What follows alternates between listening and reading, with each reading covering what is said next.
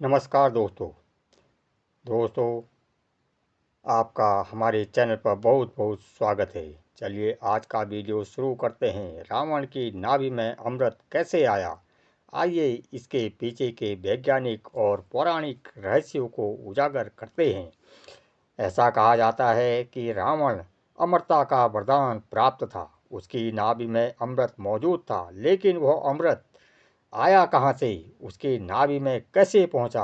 आज हम प्राचीन मान्यताओं और कुछ आध्यात्मिक वैज्ञानिक अंतर्दृष्टि के आधार पर इस आकर्षक रहस्य का गहराई से पता लगाने जा रहे हैं। दोस्तों, वीडियो को अंत तक देखना सुनिश्चित करें। प्राचीन परंपराओं और पौराणिक कथाओं के अनुसार रावण की नाभि में अमृत रखा गया था।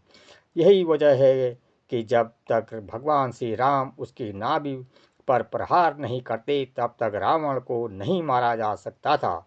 इस तरह रावण का अंत हुआ, लेकिन वह अमृत सबसे पहले वहां कैसे आया, यही आध्यात्मिक और वैज्ञानिक रहस्य है जिसके बारे में हम आज जानेंगे।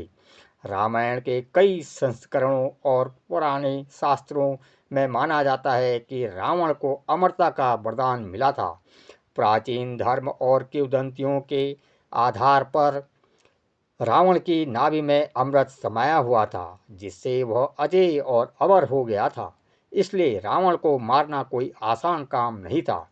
लेकिन आपको यह जानकर आश्चर्य होगा कि यह अमृत वास्तव में रावण की नाभि में कैसे समाया था। ऐसा माना जाता है कि रावण की पत्नी मंदोदरी ने इसमें अहम भूमिका निभाई थी। अपने पति को अमर बनाने के लिए मंदोदरी अपने माता पिता के पास गई और अपनी चिंता और दर्द साझा किया।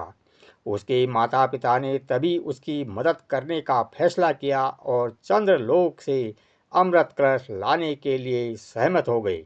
हालांकि चुनौती यह थी कि मंदोदरी के पास इसे प्राप्त करने के लिए पर्याप्त शक्ति नहीं थी, लेकिन उसकी मां असाधारण शक्तियों वाली एक दिव्य महिला होने के नाते अपनी सभी दिव्य क्षमताओं को मंदोदरी में स्थानांतरित कर दिया। इन शक्तियों से सशक्त होकर मंदोदरी चंद्रलोक की यात्रा पर निकल पड़ी। वहां उसने अपने पति की दीर्घायु और कल्याण के लिए एक पवित्र प्रार्थना करने का नाटक करते हुए एक नाटकीय अनुष्ठान करके चंद्रदेव और अन्य दिव्य प्राणियों को धोखा दिया। चंद्रदेव और दिव्य प्राणी उनकी योजनाओं को समझने में विफल रहे। आमतौर पर एक आम व्यक्ति अमृत कलश को छू भी नहीं सकता, क्योंकि यह अविश्वसनीय दिव्य ऊर्जाओं द्वारा संरक्षित है। यह कलश मूल रूप से मंदोदरी के पिता द्वारा स्वर्ग में रखा गया था और खतरनाक जाल से घिरा हुआ था, जिसमें जहरीली धुआं और लावा शामिल था। जो इसे छूने की कोशिश करता, उसे उस व्यक्ति को अवश्य ही मृत्यु मिल जाती। इसलिए अमृत कलश को चुराना लगभग असंभव था। लेकिन इसमें एक मोड़ है। चंद्रलोक के नियमों के अनुसार हर साल शरद पूर्णिमा की रात को चंद्रदेव पृथ्वी पर दिव्य आशीर्वाद के लिए कुछ समय के लिए अमृत कलश निकालते हैं। वह मंदोदरी के लिए सुनहरा अवसर था। जैसे कि हुआ, उसके वहां पहुंचने के 2 दिन बाद शरद पूर्णिमा होने वाली थी। उसी रात जैसे ही चंद्रदेव ने अमृत कलश निकाला, मंदोदरी ने अपनी चाल चल डाली। उसने चतुराई से अमृत कलश चुरा लिया। जब देवताओं को पता चला कि क्या हुआ, तो उन्होंने मंदोदरी का पीछा किया। घबराकर वह भाग गई और अमृत कलश को आकाशीय क्षेत्र के एक रहस्यमय क्षेत्र में छिपा दिया। इसमें से कुछ अमृत की बूंदें एक अमरूद के अंदर दब गई। उसने इसे ब्रह्मांडीय ऊर्जा से युक्त एक दिव्य अंगूठी से भी सील कर दिया और फिर पृथ्वी पर लौट आई।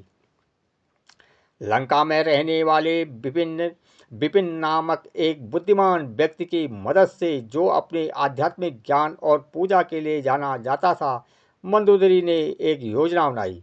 उसने पूरी घटना उसके साथ साझा की। पहले तो विपिन ने मना कर दिया, लेकिन मंदोदरी ने उसे इस शर्त पर मना लिया कि उसके रहस्य के बारे में किसी और को पता नहीं चलना चाहिए। मंदोदरी मान गई। फिर शरद पूर्णिमा की रात को मंदोदरी और विपिन ने रावण को अशोक वाटिका के भीतर एक एकांत मंदिर में बुलाया। वहां कुछ जादुई अनुष्ठानों की मदद से उन्होंने रावण को बेहोश कर दिया। जब रावण बेहोश हो गया तो विपिन ने कमल की छड़ी से रावण की नाभि में एक चैनल खोला और अमरूद के अंदर अमृत की बूंदें छिपा दी। इस तरह रावण की नाभि में अमृत का वास हुआ, जिससे वह अमर हो गया। दोस्तों, अगर आपको वीडियो पसंद आया तो कृपया इसे लाइक करें और चैनल को सब्सक्राइब करना ना भूलें। तब तक के लिए हम आपसे आज्ञा लेते हैं एक और नई रोचक वीडियो लाने के लिए। तब तक देखते रहिए हमारा यूट्यूब चैनल। धन्यवाद। राधे राधे। श्री जय श्री राम।